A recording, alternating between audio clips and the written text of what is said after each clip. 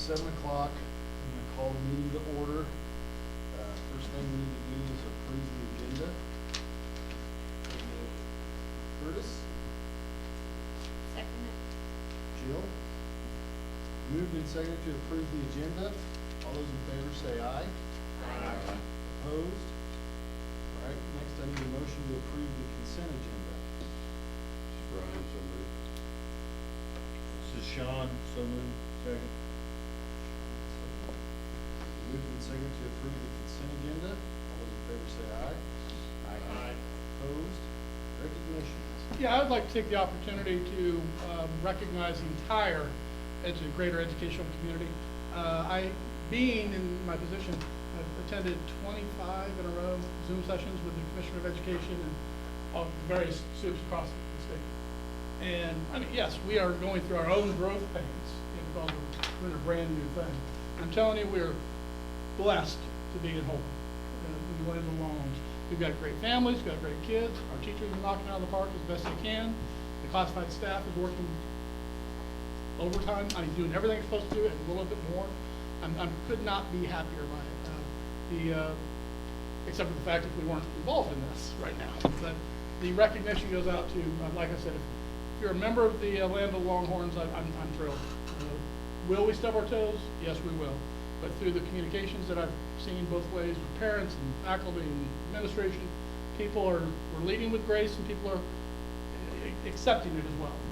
They know these are trying times. And so we are really, I think, coming together. I think it's strengthening our community, 2 weeks in. We've got 5 weeks of school left, and we're going to keep things as normal as possible, this new normal. But I'm not naming districts or naming names, but there are places where it's just not going this way. And so thrilled to be a part of what's going on at least here. So that's my recommendation. All right. Let's move to financials. Robin, could you see? Get Mike. Oh, there he is. He was just in the wings waiting. Yeah, it was. I wasn't quite expecting that. Okay, on page 1, nothing really to point out. On page 2, and towards the bottom, I'll just point out Greenbush paid $1,500 for the installation of the new electronic timekeeping system, and then the other $1,500 for part of the half a year of the use of the program this year. On page 3, Middle High Plains Co-op, we made one of our Caterpillar 8 payments, and then we also got some assessed valuation or money from the state that flows down to the co-op. There's been a 161,202, and the other one's 81,862. And then a little bit below that, so Open Recreation Commission paid them $56,961, and that's just tax money that the county does. Nothing to point out on page 4 or page 5.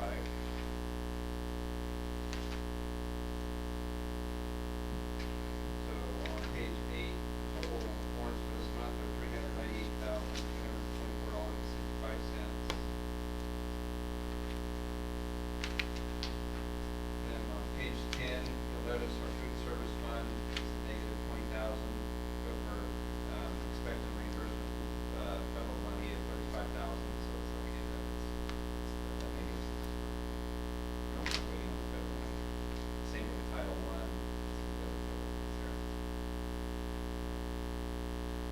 And then on page 12 are expense summaries. We're right in line where we expect to be at this time of our budget. And then back behind that's our transfer to the high school and middle school. So, if you have any questions?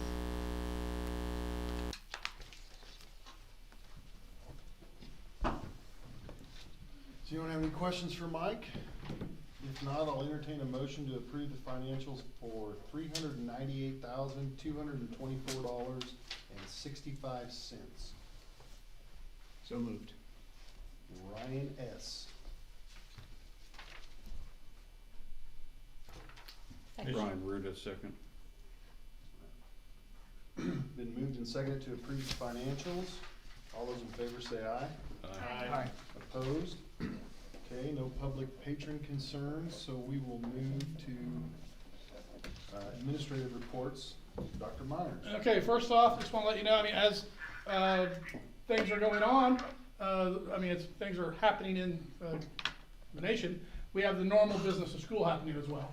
Toward that end, this last week we had, or it's still continuing rather, the KSDE fiscal audit is taking place as we speak. This is what validates, verifies our budget that we published way back when, okay?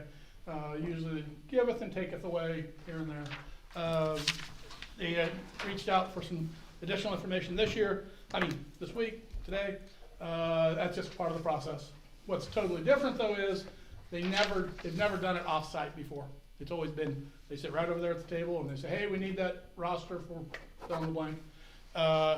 It's working, we're doing it. We'll see what, initially some of the documents they wanted, they backed it way off because we just couldn't load it up. There's too many pieces of paper. So they are adjusting as we go, figuring out how they're doing this in the state of Kansas, because this is what, like I said, it's what verifies our budget. That's taking place. The continuous learning plan, the reason we came together for a special meeting before, is a fully approved, no issues at all. Goes to the state, well, approved as far as it can get, goes to the state board tomorrow for final approval. I have zero reason to believe it won't be approved because they said it will be approved. So, but, you know, still have 10 people sitting around the table, 6 people have to raise their hand. But I don't know, they're taking them in lot, everybody together, so I don't know why we would have an issue. But in that, we had to detail our learning plans, our how we're communicating with the families, our follow-up, how we're making everything accountable. And once again, I really do believe the 4 buildings built very robust, thorough plans to do this, and it's ongoing. When you talk with the principals come in, each one of them wrote to this, and there's a theme through there about accountability and communication and getting feedback. So they fully well know, the principals do and their teachers as well, this will continue to morph. It just will. 3 weeks ago I told the principals, I don't know what this will look like 3 weeks from now, but it will look a little bit different. And just because we're adjusting things here and there. That said, we are having, learning is taking place. We'll just keep going on it. Food service, kudos to food service. Went from doing regular old school food service to we're feeding 500 kids a day now, in conjunction with the transportation department. And then also other people have stepped forward within the district to volunteer to help, just in case. My concern is, what if all of our food service people are not able to come to work for whatever reason? How do we keep the system going? So we've built a redundant system where we have 100% backup people at this point. We actually need 200%.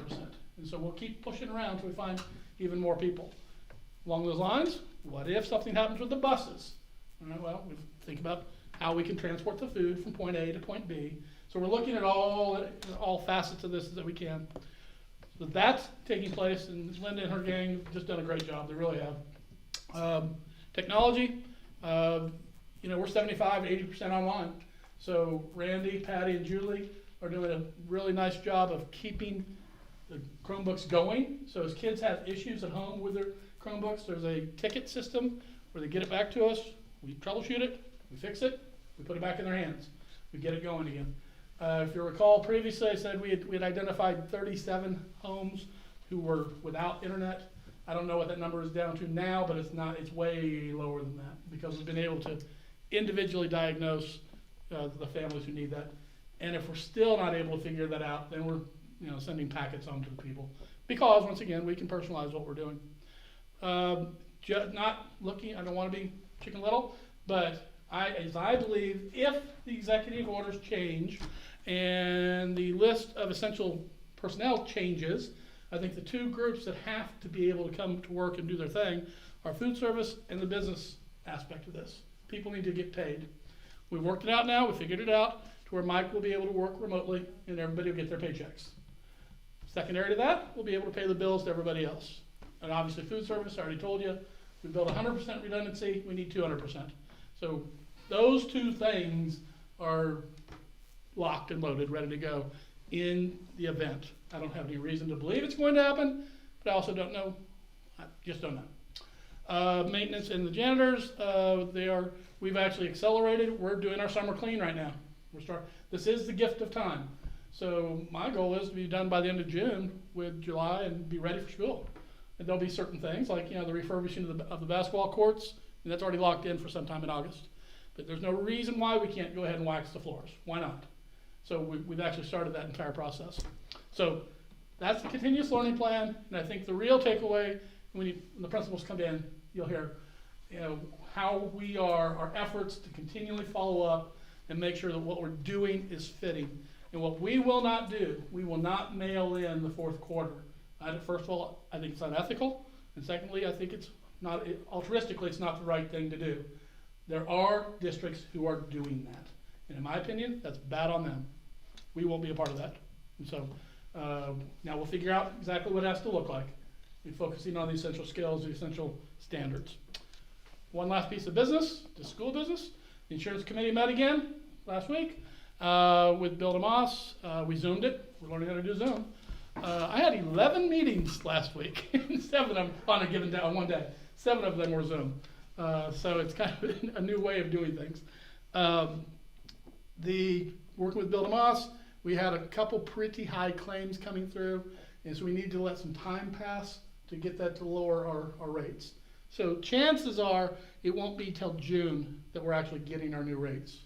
In the meantime, he's got it worked out to where he can represent Blue Cross, which is a new player for us. We've never had in my time, we've not had Blue Cross. And the plan will be, we hope that by just time passes and we don't have any big claims, it'll lower the overall with our current company, but also with the other 3 or 4 that we're looking at as well. We still have the option of using the census data, though, to go to the other carriers. Generally speaking, census data gives you higher rates because it's just not as specific. So my point to you is this, we're working on it. I don't have an answer for you today. I'm usually very aggressive about getting negotiations finished. I don't think it's feasible, probably until June, because insurance is obviously a big player in that. So, but the wheels are turning.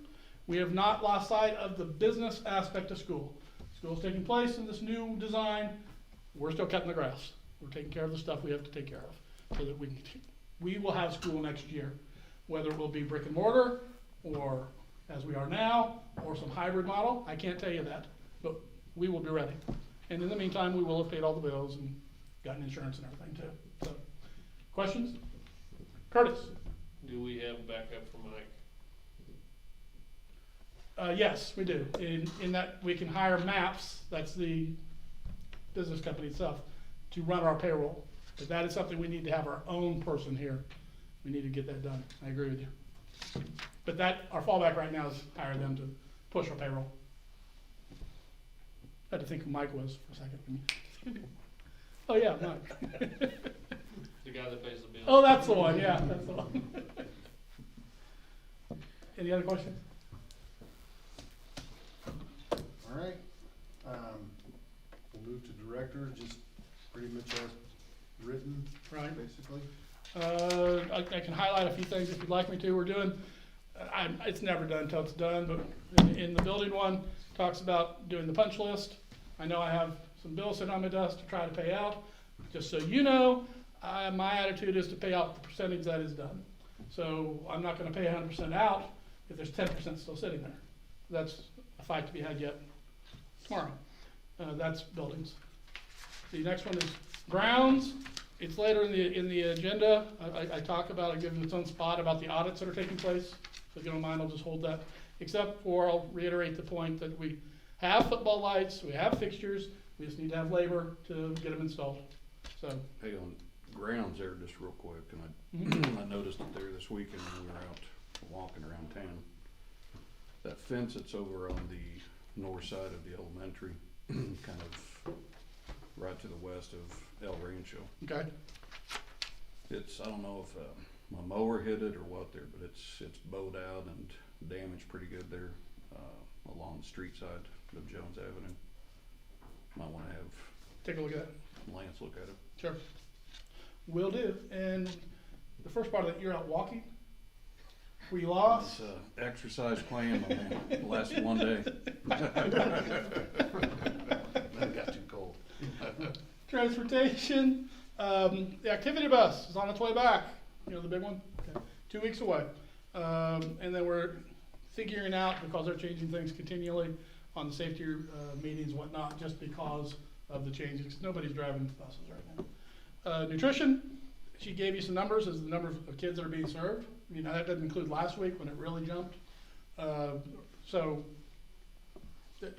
really, they're doing a great job. It just, a whole new world. Is the per lunch cost about the same? We have our eye to the prize. As long as we keep no, it's higher. But as long as we keep what we're buying under the reimbursable, it doesn't matter. It's all about that line, $1.70 reimbursable. We spend $1.75, we're in the red. We spend $1.65, we're in the black. We're doing that math because, you know, frankly, as we do more, it becomes more prepackaged, which costs more. But we have the plan in place to mitigate all that moving forward, you know, next year. Yeah, I just noticed Yeah. some of the prepackaged stuff in my kids' lunch, so. It's a little more expensive that way. But it's also, like I said, you gotta get it out to the people, so. What's the next one? Technology. Technology, once again, because they had to build this entire, the regular work plus the work of all the extra computers out and about in the home of how to make sure they're going. And so they've got this system, and that's, I think, that's what does a lot of work on, and making sure that the programs are accessible and working, because it does no good to give an assignment, to go to XYZ, and it doesn't work. So they're always staying on top of that. And that is the last report from the directors. Is there kids out there that need to be using these computers when we're not, or do we have enough, or? To my knowledge, I've not heard that we don't have enough. I think we're good. But I'll check. I'll find out. Got a whole swimming pool full of them. I let Kason use mine most days, but. I'll check to see if there's a need to find 7 more. He's not said that to me, because we've always had a few backup. If nothing else, remember this year with the EMINS grant bought us a whole slew of them, so we had those others that we were gonna replace. So I think we're good, but always have a redundant plan. All right, let's move to principals. Dino.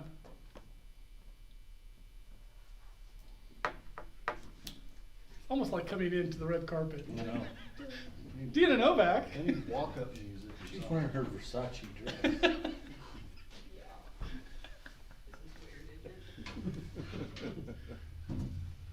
Hot seat.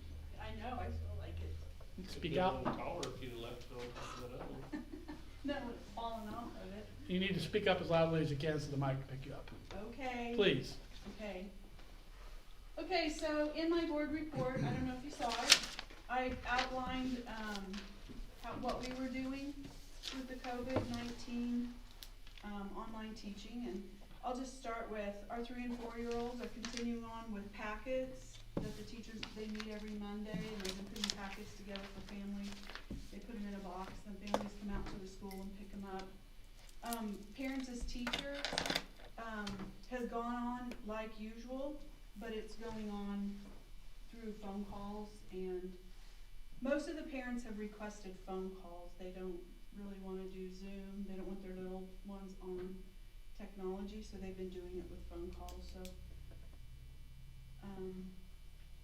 We have essential requirements we have to follow for PAT, and they're not letting up on any of those, so we're doing everything we can to make sure that we're meeting the number of times that we can meet, and working around family schedules, and but of course they're not one-on-one meetings where you do activities with kids, they're talking with parents over the telephone and that, so.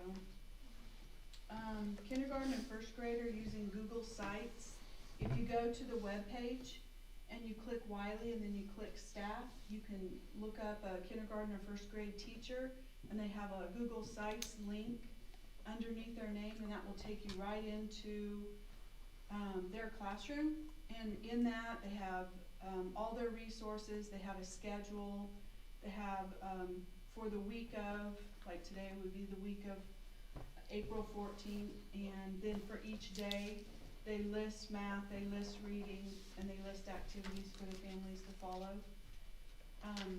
Some of them list the whole week, and they found that they're doing it all right up and not taking the time to, work through the activity, so they've backed off and maybe done one day at a time. Our second grade teachers are using Google Classroom, and you can't link Google Classroom, you have to be invited to Google Classroom. So they've invited me as a co-teacher, and I can see their lessons and their schedules, and they've invited their parents and the students. They can go in and they see the same kind of thing, list all their resources, list their activities, for the week spelled out day by day, and they get on. Each teacher schedules at least 2 Zoom meetings a week. Some of them have scheduled 2 a week, twice. Like if they do Tuesday, Thursday, they'll do it twice a day. So if you can't get on at 10 in the morning, you can get on at 7 at night. We have had some teachers that are doing evening Zoom because some parents just can't get on during the day. So they've been very accommodating with our families. We've had some families where both of them are still working.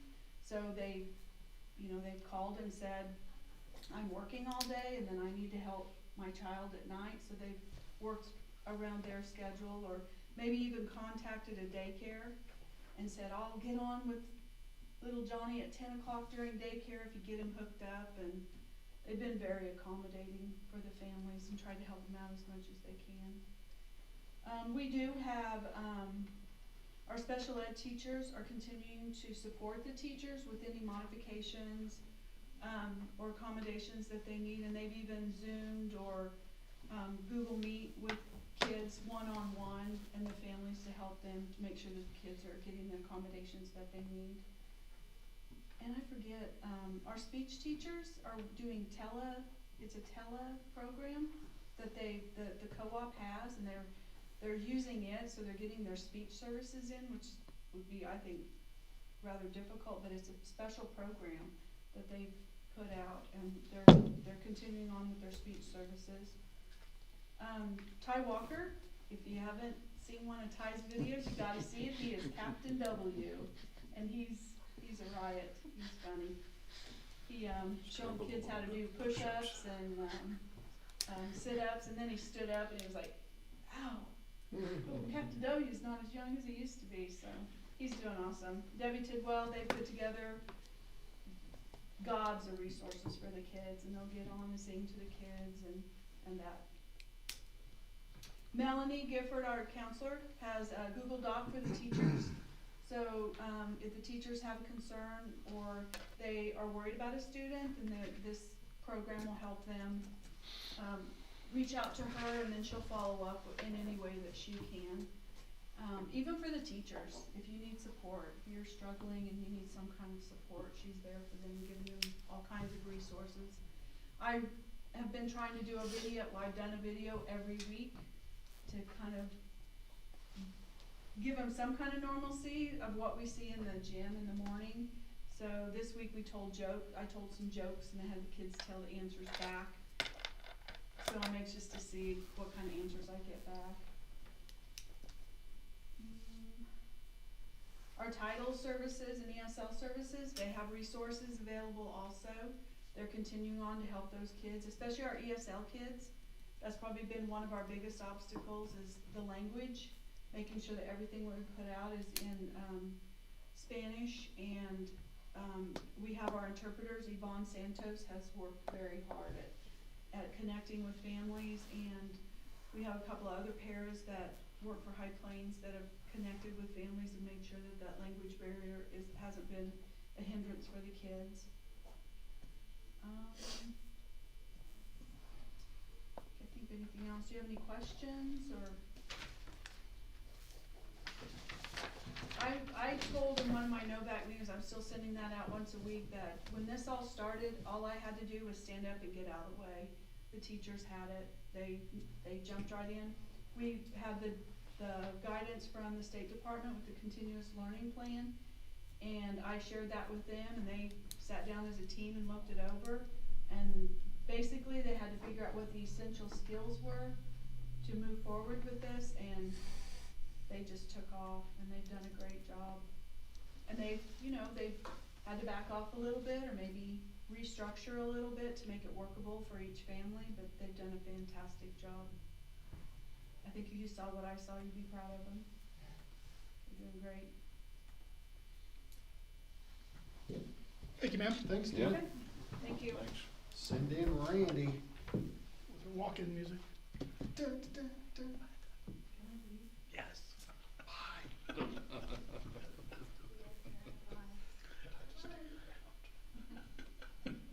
Hello, Ms. Tyne. When you try to speak up, if you are able, please, Okay, because you're on mic. okay. Just to add to my report, things with the continuous learning plan have been going really well. I did highlight in there just the platforms that we've stepped to at the elementary level. We tried to keep it pretty uniform so that they knew there wasn't a lot of different things being used. They weren't having to learn a lot of different platforms. So we've really stuck with Zoom as far as being able to get together and talk with the teachers. As far as assigning and collecting homework, we've used Google Classroom, which has worked really well. And then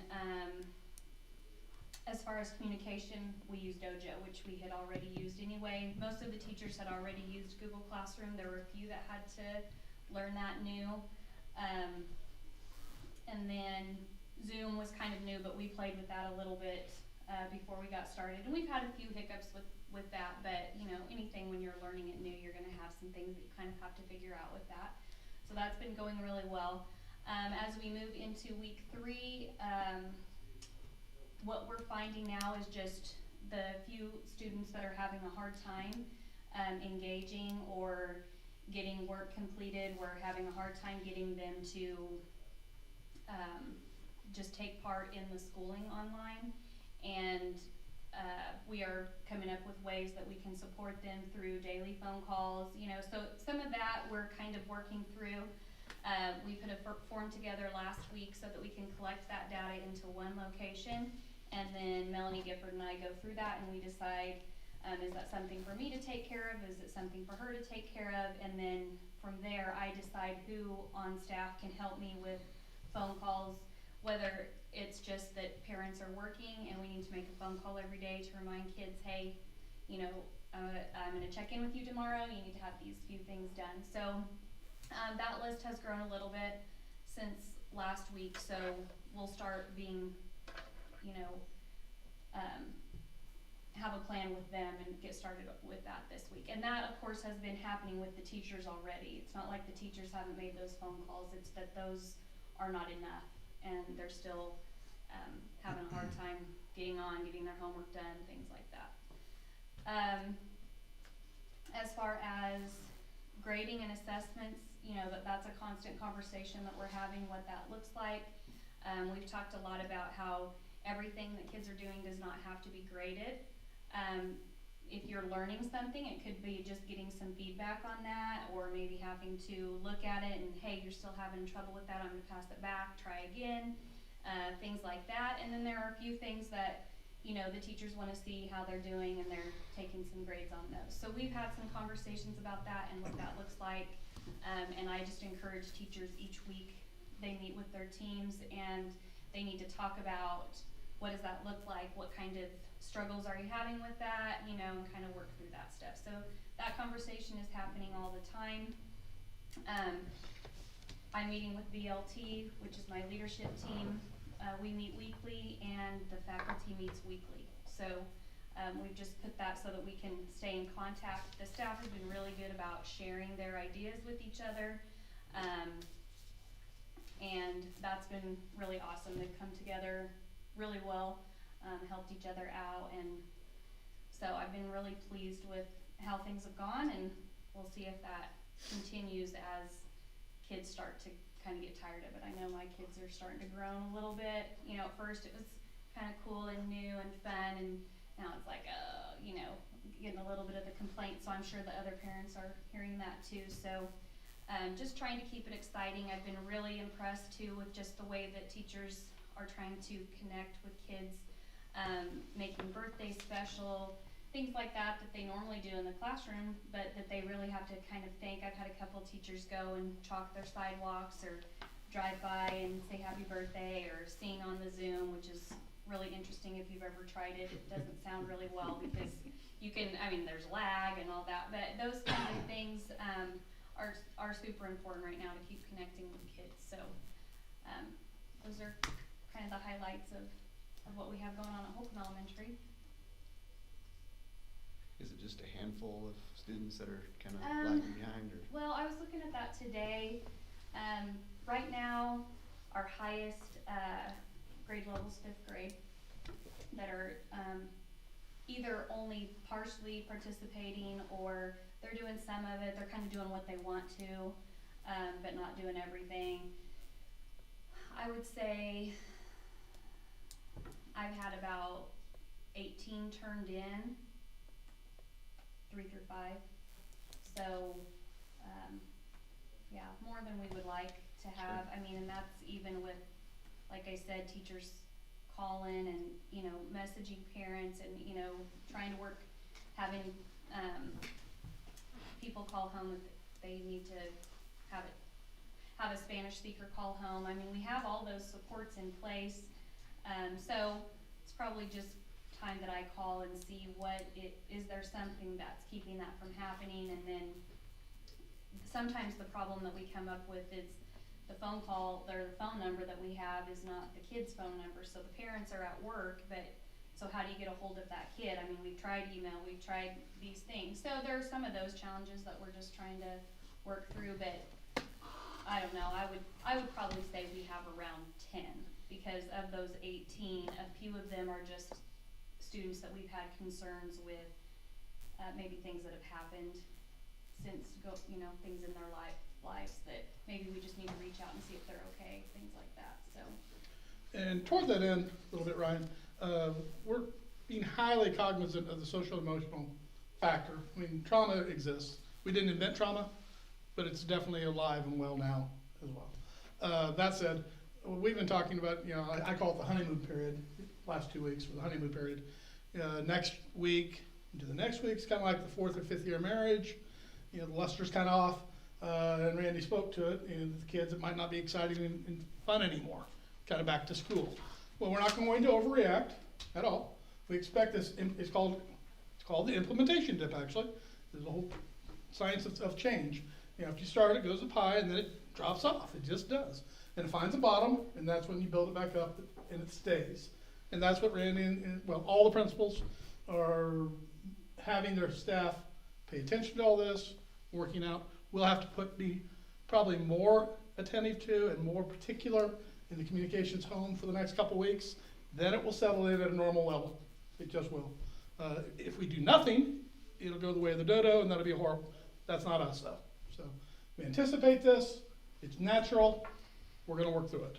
The only thing I can say, kind of we've struggled a little bit with the Google Classroom of getting stuff sent.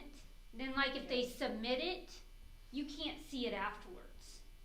Yeah. Like, you can't go back. So, like, if Braden hits the submit button, I can't go, like, immediately back and see what he submitted. Well, you To can look always at it? unsubmit. Or you can't, okay. I guess I didn't know that. Well, but- we've had to learn, that's been the nice thing about me having kids at home too, because the first couple of days, like, I was super overwhelmed. I was at work and they were trying to do stuff at home, and then I'd go home and try to help, and it was a lot, so I knew what parents were dealing with. But one of the things that they taught me, because they knew it at the middle school, is like, oh yeah, I just unsubmit it, and then I can change this if I want to, and then I resubmit it. Is Now, that what- whether or not. Because even like Amy and I were struggling with it, because she's like, I guess you come tell me before you hit that submit button. Is 'cause that Google you can't- Classroom? What is it? Yeah, Google Yeah, Classroom. it's how they assign the work, get the assignments out there, and then once the student does it, then they can submit their work, and there are a lot of different ways you can do that. We've struggled a lot too with figuring out how to get it to upload. And or- save right and Yes. not finding it. Yeah, there was one Well- of Braden's. Lost it? Yeah. And it's that kind of thing that we need to communicate as much as we can. Yeah. And we'll continue to learn these things. No, and that's, I was gonna say, just learning stuff, but Yeah. yeah, it's, Yeah. there's little things with that or, Yeah, we have too. We've had that same problem. I'm like, I have no idea. I'm gonna do it this way because I know how to do it this way. I don't know if it's the right way or not, but and I yeah. struggle because I'm not a Google I mean, we're all, we're at work, so it's harder for me, but, I mean, yeah, Yeah. learning too. Yeah, there are some things that are really convenient with it, Yeah. like being able to take pictures and send those, super easy to do that, so, yeah, but always just call if you have questions too. Thank you. Thanks, Randy. Thank you. While she's transitioning, they have weekly Zoom meetings with their staffs. I've not Yeah. attended them all for the entire length, but I popped, that's the beauty of it, because two of them take place at the exact same time.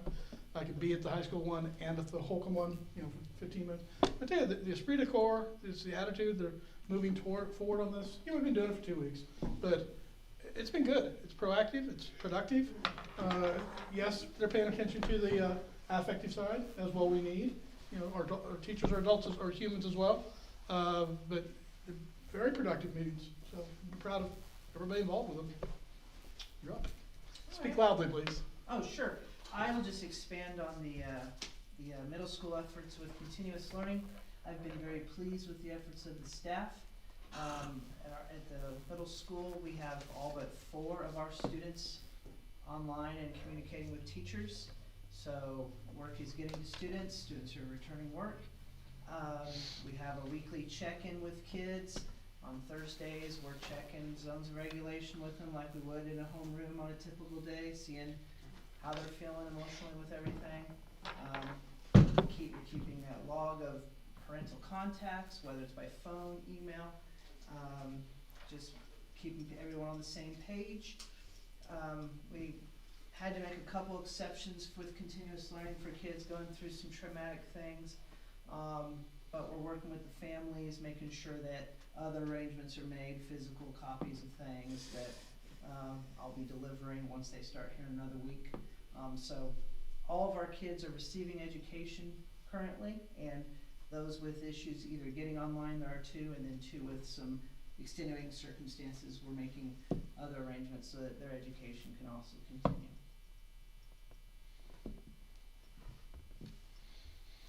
Might want to talk a little bit about 8th grade promotion.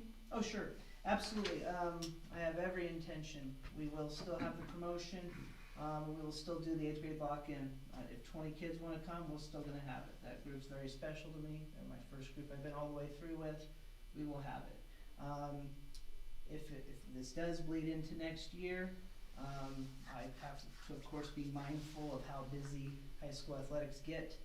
So we'd have to pick probably one of the 2 dead weeks in either October or January. So it'd be a very late promotion, unfortunately, but we will still do it.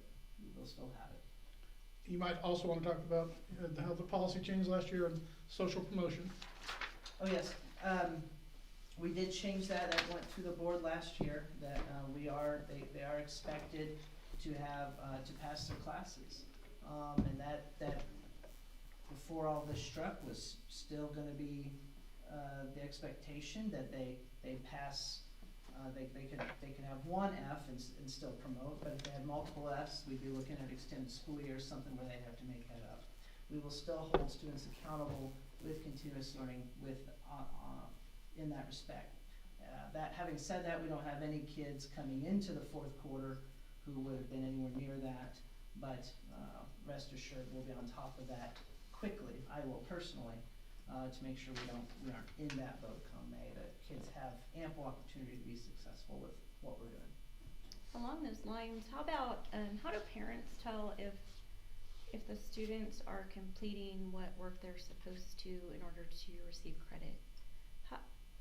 How do we know, you know, in all the schools, how, like, I don't worry about Addie, but Kayla, we'll come up the last week of May and we'll be like, oh, we don't have that turned in. How do we know as parents? Power school. Yeah, but that's only as good as what's put in there. Right, well, the expectation for the middle school staff is they will still update grades a minimum of 1 time a week. So that part should still be consistent with what we've done. Parents can also ask to join the Google Classrooms. Oh, okay. So that they can see the assignments themselves as Okay. well. Just ask the teacher, or Say that again, I'm sorry? ask the teacher? Yeah, you can ask the teacher, or the teacher can forward it to you through email as well. Okay. But they will have expectations of getting those grades updated minimum of 1 time a week still. Okay. And Ryan, were you gonna say something? No, here. Hmm. No. Okay. All right. Thank you, Mr. Elton. Thanks, Thank Tyler. you. Thanks.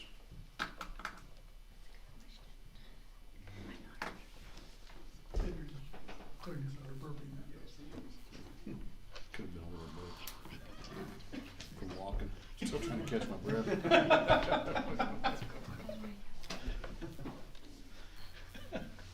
Oh, by the way, Mr. Ackerman wrote to me and says, thank you for the offer of the Chromebooks.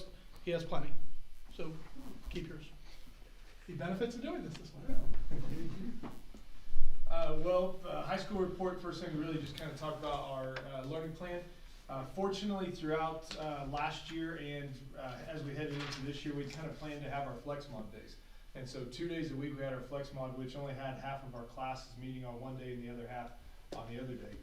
And so when this happened, when Governor Kelly made that decision to kind of move us to a continuous learning, reached out to Coach Johnson real quick, talked with Jenna, talked with some of the people off the building leadership team, and then we met with a group of teachers that Friday, and all of them were saying, yeah, that's a no-brainer. Just take our 2 flex mod days and keep those on repeat through the week. So in terms of structuring a schedule where kids were already used to a schedule, we feel very fortunate we had one in place. So right now our teachers are still meeting like they do on their flex mod days.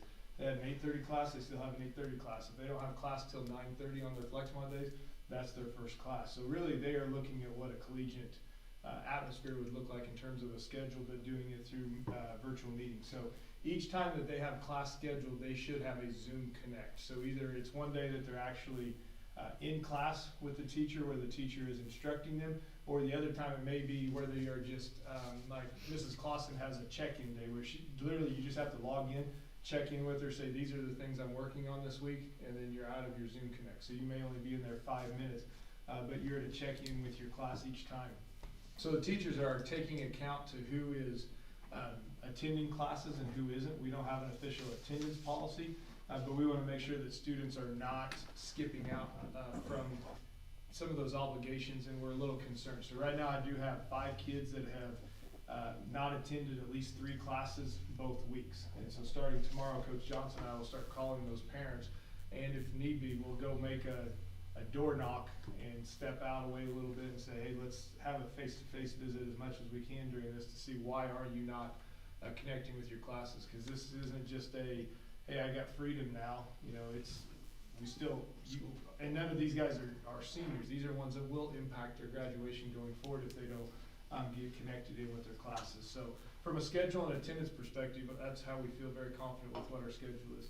On the academic kind of side of it is we asked each teacher to come up with 2 or 3 essential standards that they have left that they wanted to finish the year on, and build a project or a summative assessment kind of around that. And I think in my report I linked in a video that Mr. Schreibogel did, Commander Rance is what he likes to be known as now, in his environmental science class, where he actually simulated being a rebel alliance leader and had to, all of his students had to go to their home bases and search for life and keep an ecology journal. So their assessment at the end is going to be based on that journal. Did they find things that were living or non-living within around their house and within their neighborhood? So we wanted them to create more projects similar to that kids could do from a distance and still learn the standards throughout that. So the second piece is we've been focusing on moving towards standards-based grading in the future. And this really, the PD, professional development that we've done this year has led us to implementing this, I think, a little bit easier than what we were anticipating. So most of our teachers have done a great job with it. Mrs. Johnson worked with the staff on making sure the questions they were asking were not triggers to cause some stress or trauma that may happen.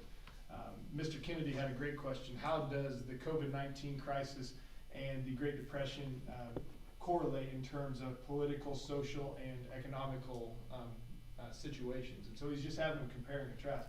Not what is this doing to your family, but how is this similar or different? So we really tried to stay away from some triggers that may induce some trauma or some stress during that time. Each week also then, each teacher is expected to have 2-way communication with each student that they have. So if a student comes onto my Zoom Connect, that's a 2-way communication. If I posted something on Google Classroom and they responded to that, that's a 2-way communication. If I send an email and they reply back, that's a 2-way communication. So those students, those 5 to 7 students, are ones that have not responded to at least 3 classes or more for the last 2 weeks. So that's a little bit more of, I'm doing this on purpose because teachers are putting out a lot of information. And then each teacher is being asked on Fridays or by Friday to communicate with their seminar parents.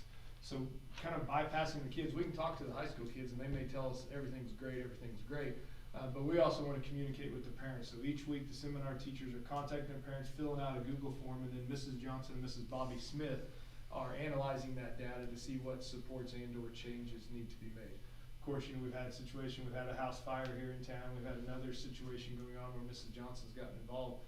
So it's provided some good social emotional supports during this time to have her and Mrs. Bobby Smith working on contacting that. Bobby's other role during this is contacting students with multiple Fs right now and kind of doing this like her at-risk, what she does during the day anyway. She'd be seeing them walk down the hall and, hey, you, let's talk. Why is this going on? So instead of grabbing them out of the hallway, she's calling them and emailing them and checking in to make sure those kids that are struggling academically are getting the supports that they're needed in there. So we feel very strong about our continuous learning plan right now, no matter how long it may last or not last. Any questions about the plan? Okay. The only other thing we wanted to keep reiterating is graduation and prom will happen at some time. I've got a goal date in mind, but putting that goal date out there doesn't necessarily do any good until we know what mitigation strategies we have from the governor that says, yes, this is when we can start gathering some people together to do this. I don't necessarily want to agree with what other school districts are doing in terms of like a drive-up graduation where they just drive up and over a loudspeaker and you hand them their diploma in the car. I think that takes away from the moment. I do think this is a unique moment, so I'd still like to have it as special as possible. But if it is at all possible, maybe moving it to the football field to just have open space and maybe more room instead of being as confined in the gym, or even coming in and out of the school whenever we're able to have that, just the close proximity that it could make people and make some things a little nervous. So getting in and out of the football field may be a little bit easier for some people. In doing that, depending on when we could do that, we may look at something that's more like a 10 a.m. type, because if it's middle of the summer, a 1 or 2 in the afternoon graduation. On the metal bleachers. Yeah, may be a little warm, but at 10 a.m., at 10 a.m. graduation, we're done by 11, then everybody could go enjoy the rest of the day in doing that. I would, in looking at this point in time, maybe trying to coordinate prom and graduation within the same weekend. I think that may be a good celebration to kind of come back together. And then something I'd like you guys to maybe give me some feedback on is it's not in our policy book anywhere, it's just a standard operating procedure. If prom is only juniors or seniors and they get to invite one others. But with the way that we've just kind of cut school off so hard and haven't had the opportunity to get everybody together, maybe just 1 year in a unique situation of having just a potential all-school prom where everybody that's a high school student would be able to come if they wanted to. We still would require, the underclassmen to maybe dress formally or do something along those lines, but just give those kids an opportunity to come back together and celebrate, when they've had to quarantine themselves for so long away from each other. I think would be just a gracious thing that we could do. Our theme for this year for prom was a Western theme anyway, and so it may play off to be able to do something a little bit more like a street dance or something along those lines to help incorporate the theme a little bit, but make it to where it's a little bit more a friendly get-together. So those are some pieces we've just got updating. And then I am not shaving or cutting my hair until this is done, so it's going to get ugly. So if you see me in public, don't be too embarrassed. It just is what it is. I'm granted with the DNA that I was given. Well, leave that alone. Power to you. All right. Anything else, guys? And I do think it's, there are some districts who are setting graduation dates. I think it's premature. Let's give it some time. Let some hair grow on it. We'll see what, because we can get it done sooner, why not, right?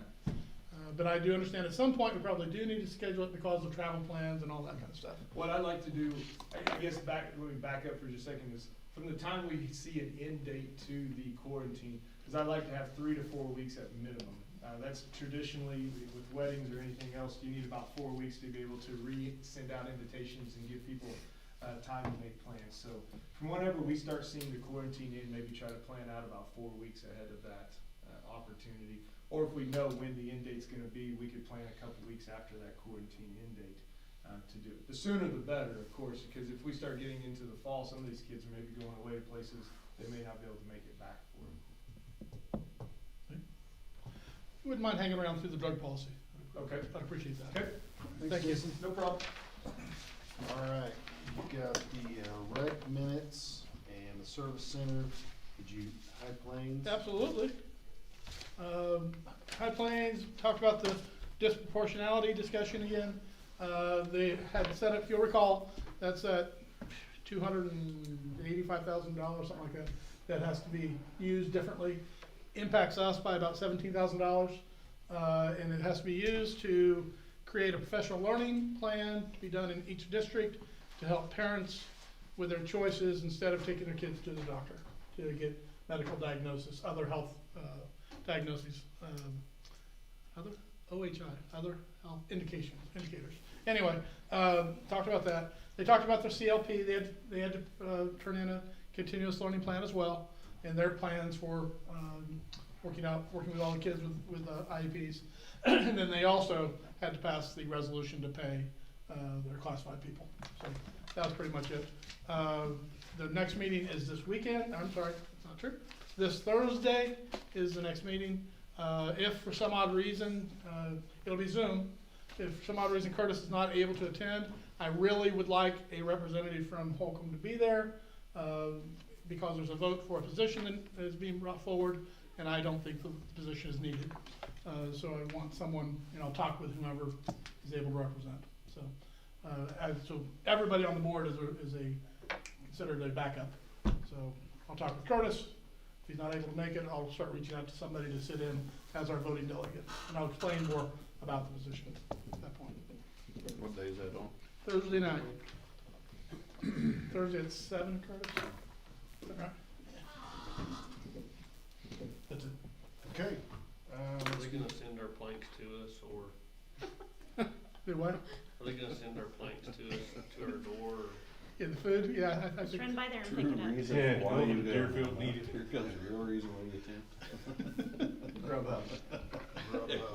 I think our representative will make that motion. It's not planks, it's webs, sorry. Yeah, it's Webbs, yeah. Webs. Oh, Yeah. well, heck.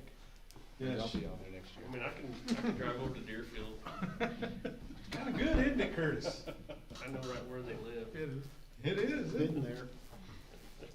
All right, let's move to unfinished business and Greenbush Food Purchasing Co-op memorandum and understanding. There you go.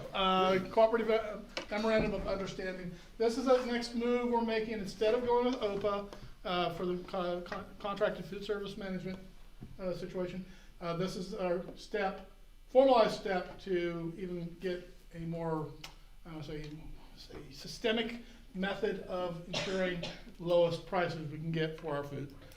Greenbush is a big player in the state that does this. They're in Girard, if you know your Kansas geography at all. That's way over by Pittsburgh. Doesn't matter. Districts out this part of the world are members. Lakin is a member. And they're willing and happy for us to join. You look through it. I don't know if you took the opportunity to read the memorandum itself, but it basically says, you join us, means you will use us, for 70% of your purchasing, unless if you can find something cheaper, great. Just let us know about it, and we may add that in as well. So I think it's a win-win all the way around because we have the freedoms. If we can find something cheaper, let's go do it. If not, well, they're doing the negotiating for us. Anyway, so Linda's fully on board. She's been in contact with the lady who runs this for Girard.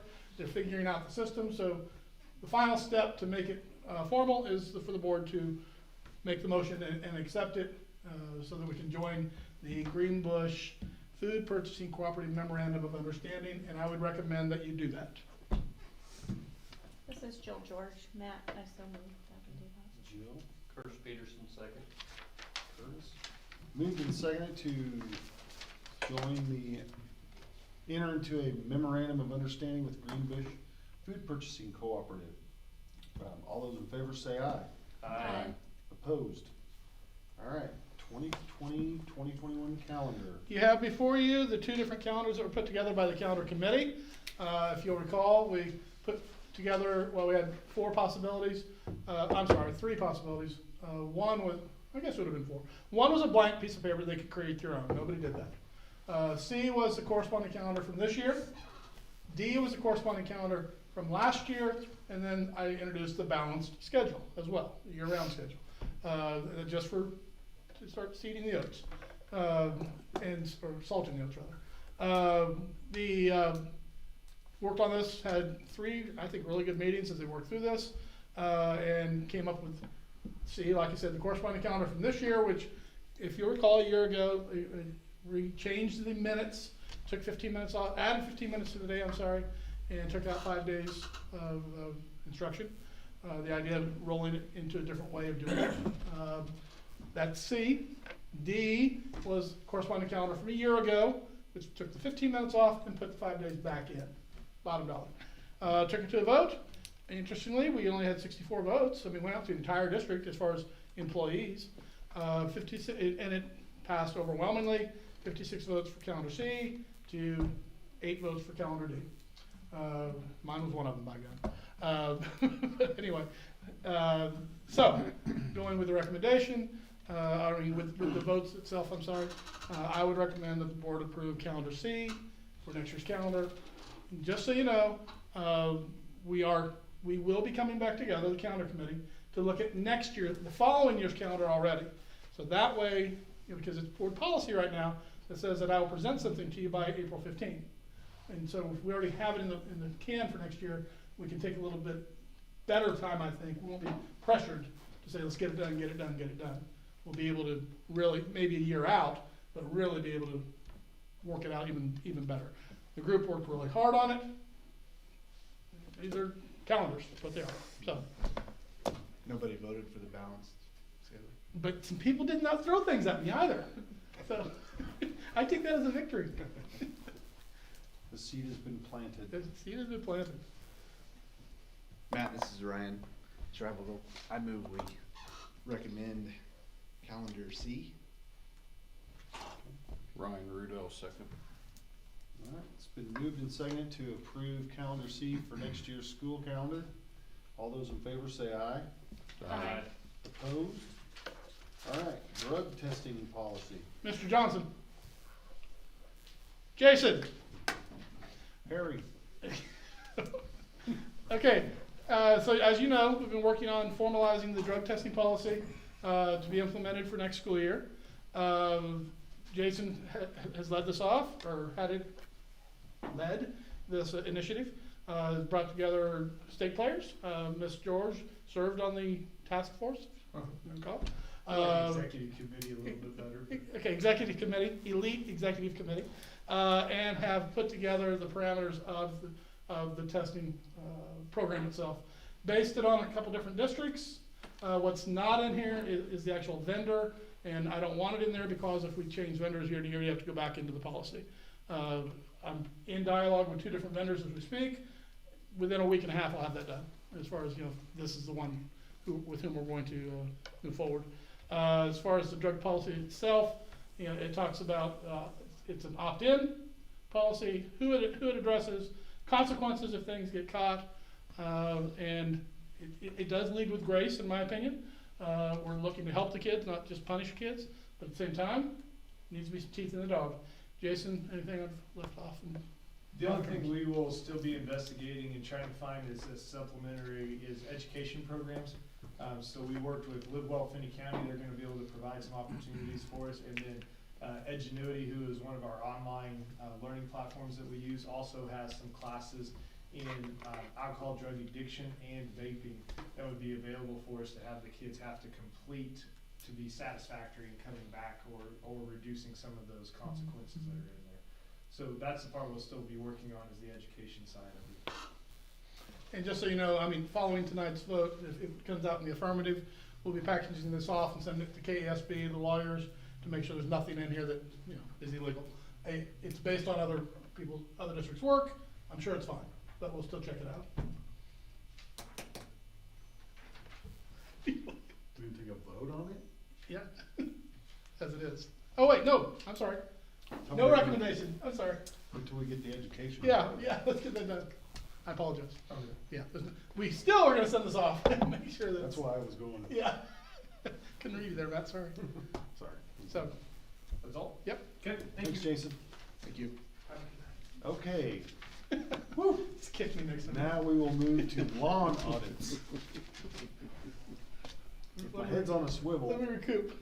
All right, as you know, we're working on getting the lawns up to snuff with everything else that we do around here.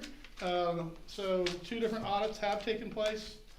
We had Eagle Precision came in and diagnosed or did pH tests and soil tests and whatever they do, tests to help us define our goat grass versus our crabgrass versus our hen bait versus whatever else we have. Goosegrass. Thank you. What did I say, goat grass? I had goat on my mind. Imagine that. Doesn't hurt us. Imagine that. So anyway, so we'll know where these things are. So we'll know, whatever kind of fertilizer and or pesticide or whatever to use in the right spots. That's getting to us by the end of this month. And we also had Heater Irrigation come in, and they came in and looked at the actual irrigation system, PSI, the flow, the heights of the heads, the pattern, the coverage pattern, all that stuff. Time of day that we water and everything.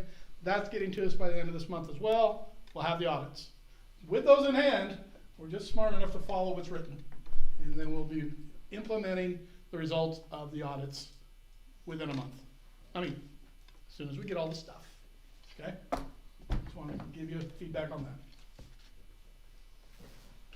Any questions? All right. We will move to KISA update. All right, as you fully well know, we're in our 4th year of the 5-year cycle for accreditation. Okay? We had it all locked and loaded. We were going to come back after spring break, have the final writing session because the various members of the SIC, school improvement committees, work with the principals and the staffs, and they build the different answers to KISA per building. It comes to me, I word craft it, put it all together, and then it gets submitted. Okay? Had it all set up. We're coming back together on March 24th to do that work, to finalize it. Because then I was going to have it finished, my piece of it done by April 1st, all ready for the visit on April 23rd. It was a great plan. And then we decided not to do it. No, the world kind of fell apart. And so rather than having the teachers come back and spend their valuable time on that, we had them spend their time on building their classes. So they really left us in a really good place though. So the principals were able to take it, and they're filling in the blanks as we speak. It's at the high school, so Wiley did their piece, Wiley did their piece, went to Holcomb, did their piece, went to the middle school, did their piece. It's at the high school now. It's supposed to be getting to me fairly quickly. So it's gonna get to me. I'll still do my work, I'll polish it up and put it all together, put it into the system. In the meantime, what we've decided to do is not have the full-blown OVT visit this spring. Now, we can always change that. If everything just is going along swimmingly with a continuous learning plan, great, we'll have the meeting and move on. But I think it's wiser to plan on not having the meeting. So what we're going to do is have a 1-hour Zoom session with the OVT team, so it'd be the chair and the 2 members. Say, here's what's going on, here's what we've done with all this plan. And oh yeah, by the way, we did this thing called a continuous learning plan, at the same time. And just tell them where we are. And we talked to the state about this. We're not alone. A lot of people are doing this. So then we'll have the true year 4 visit by mid-September. So September, and this is all predicated on we're open. Because what happens is when they come in here, you bring in out, heck, this room has 25 people in it, during this OVT visit. So just really can't do that at this point. So that'll be early September, early to mid-September.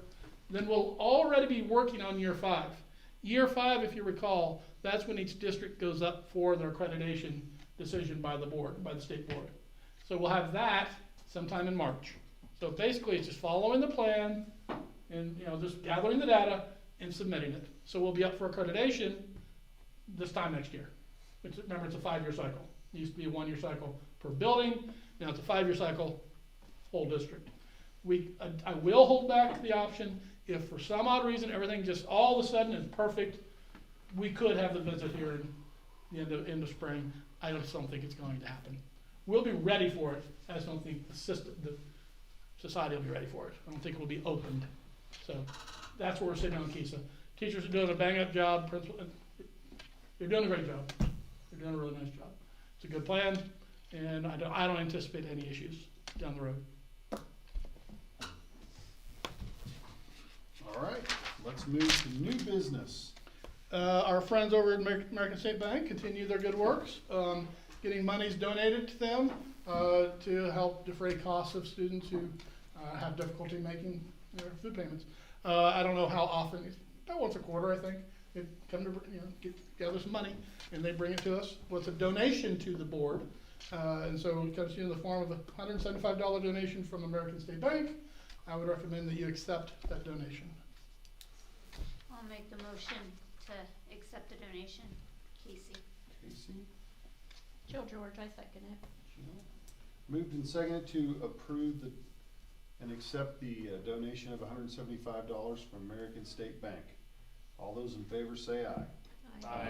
Opposed?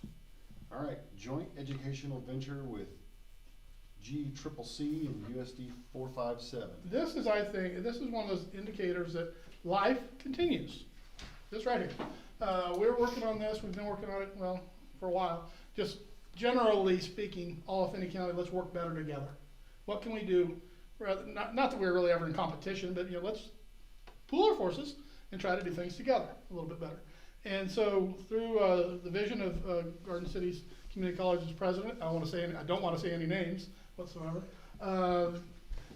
knew that we're working on getting our carpentry, our building trades program, CTE, approved, which it is. Thank you to Jason Johnson for good hard work. Well, frankly, your guys' vision to let's go that way. And then we're in this holding pattern. We've got it approved, but do we have enough kids to go into it? Can we find a teacher? I don't know. Somewhere along the line, once again, the Finney County started working together even better, and an idea just came forward. Well, what if Garden City Community College, USD 457, and Holcomb kind of joined forces and said, let's start this together. Why can't we? And I just love going into meetings with the concept of, well, why not, rather than why. I'd much rather come at things that way. And so what's in the chute, what's heading down the pike now is Garden City Community College, and I'll shut up in a moment, let you tell your story, Ryan, but have cleared the hurdle of higher ed, because there's even more bureaucracy out there, to open this program. And so it'll be called carpentry, and there'll be a joint hired person, or a person who works for Garden City Community College, helping with our kids and helping with their kids and helping with the 457 kids. We've got like 7 to 8 kids who are, no, I'm sorry, wrong program. 3 kids who are really dedicated to be part of the carpentry program. They want this, so they'll drive over there daily and learn how to do carpentry skills.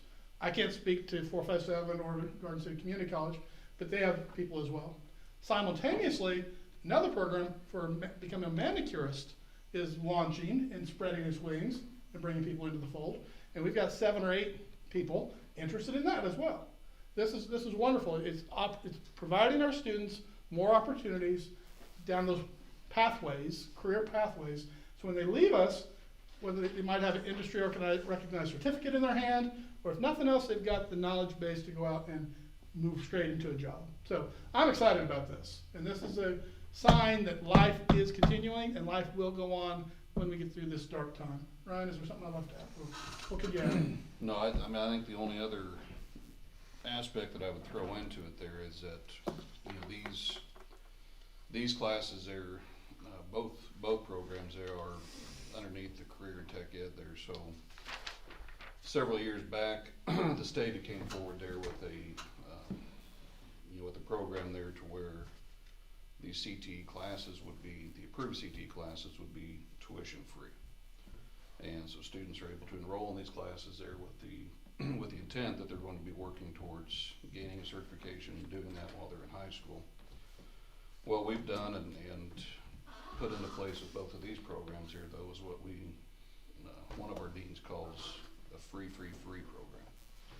So the state's going to cover tuition. The college will offset the cost of the fees that the student has to pay. So there will be no program fees.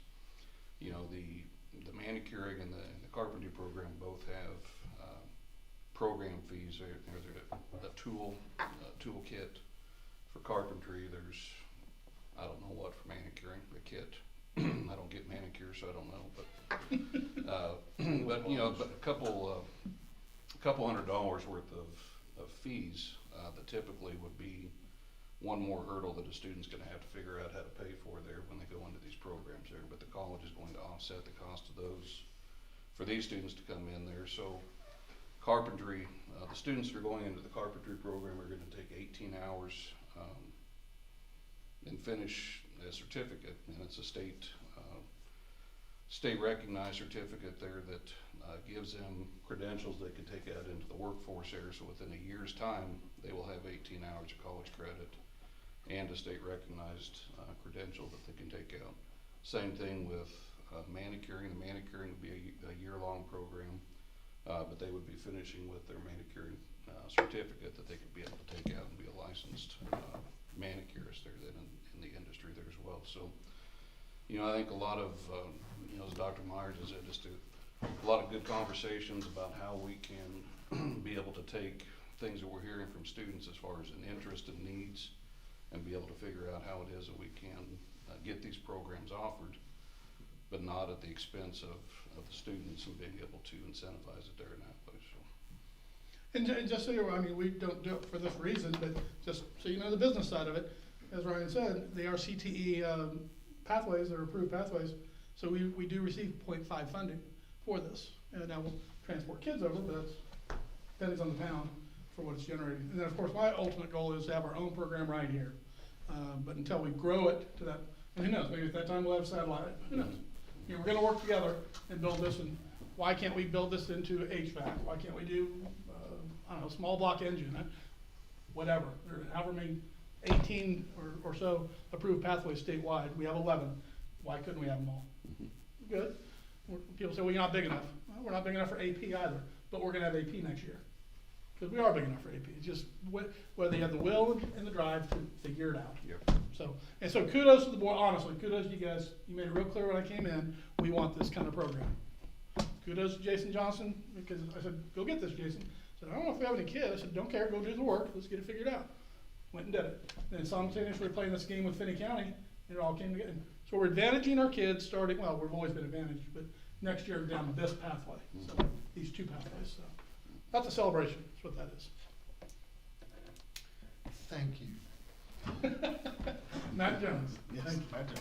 I All think right. you'll probably have more kids the second, third year, just after they see what's going on, Yeah. seeing that it's happening, and Well, just didn't wanna be first. well, Carpenter in particular, I built that wall. Look what I did, Yeah. you know? You know, the sad thing is, we used to have Yeah. state-of-the-art lathes and all kinds of stuff. So will those programs be for the seniors? The kids that are seniors, or how does that? Beyond, are they so requirements? the CTE in Kansas is open for sophomores, juniors, and seniors. I'm not really sure as far as between Holcomb and Garden what the age range is there with the students that are interested, but it is in the state of Kansas there, statute-wise, it's open from sophomores up. Great, so that's awesome Yeah. that they can do that free of charge, right? Oh, yeah. That's great. Great opportunity. All right, we will move to summer employees. This is just by way of notification, if you will. Our normal operating procedures are to bring on summer employees in these various areas. Maintenance, painters, grounds, custodial, technology. There's no reason not to do it this year. That continues on, life continues. You have the pay structure there. Once again, this is just information. I'm not looking to adjust that. I think it's fine. I think it's I'll use the word fair. Just don't be surprised next month when I start bringing forward names, because the work of doing the grounds, the work of getting the computers going, all that work still exists. So, I know the grounds doesn't stop, but will some of that other stuff be completed with you guys going ahead of schedule? Yeah, You and may we'll- not need as much. that's correct. So let's say we do finish up the janitor type work by mid-July, right? We might be able to get away with a fewer people to bring on, because we'll move them over to pink curbs instead of, we'll keep them gainfully employed, yeah. So we'll keep our eye to it. That's a good point. All right, any further questions? If not, we will move to KASB dues and legal fees. It's just the normal time of the year for the board to make the decision to remain a member of KASB, and then to choose to use them for their lawyer fees. I recommend that we stay with KASB. I don't really care what the rest of the districts in the state do, but I think there's maybe all but one district that are a member of KASB. But I do definitely think you should keep your legal, stay a part of the legal fees. Of course, you can't do the legal thing unless you're a member of the club. So there's a $377 increase in fees this year overall. The grand total is $11,996. It's $9,896 and some change to be a member without the season pass. Season pass means professional learning opportunities, and I'm not recommending doing that. I want to take the lower level. And then I highly recommend we keep the legal fees. We utilize the lawyers more than once a month, for sure, just because of the business of doing school. It would be appropriate, Matt, if the board chooses to go this way, to have two motions, one to be a member and one to join the legal group. Okay. I think there's too much merit to gain there from stepping away from it, so I would make the motion to renew the membership with without the season pass. Okay. I second that motion. Ryan and Curtis, or Sean, excuse me. Been moved and seconded to renew our membership with KASB without the season pass. All those in favor say aye. Aye. Opposed? Okay, I need a motion for the legal fees. Please. Jill George, Matt, I so move that we, pay the legal fees for the upcoming year. Okay. Second.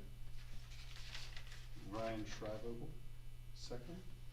Okay, been moved and seconded to renew our legal fees contract with KASB. All those in favor say aye. Aye. Opposed?